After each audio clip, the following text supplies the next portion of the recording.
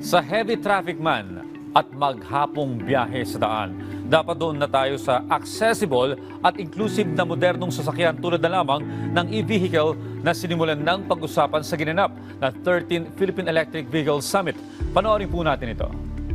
Pagod ka na ba sa pabago-bagong presyo ng gasolina? Laging nag-aalala sa maintenance ng sasakyan mo. Baka ito na ang tamang panahon para mag-shift sa electric vehicle. At dahil dumarami na nga ang gumagamit ito, binuksan ng 13th Philippine Electric Vehicle Summit para pag-usapan pa kung paano gagawing mas accessible, mas inclusive at mas sustainable ang e-mobility sa Pilipinas.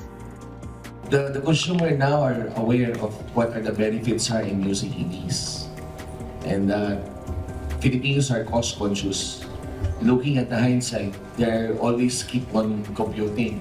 And then the effects of fuel prices that is always fluctuating. Those are the things that convince others to switch into electric. Highlight ng summit ay ang paglulunsad ng e-mobility as of capacity building program. Isang inisyatiba para sanayin ng mga local government unit, transport cooperative at tech professionals, electric vehicle o EV operations, maintenance at policy integration.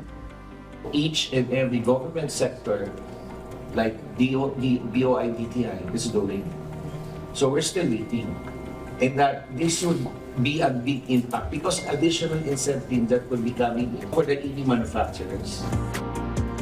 Bukod dito, tampok din ang mga interactive booth mula sa local at international EV brands. May test rides, charging station demos at tech showcases na nagpapakita ng latest innovation sa e-vehicles, battery system at smart mobility solutions. Malinaw ang layunin nito, gawing inclusive ang transition sa electric mobility, hindi lang para sa urban centers kundi pati sa mga probinsya.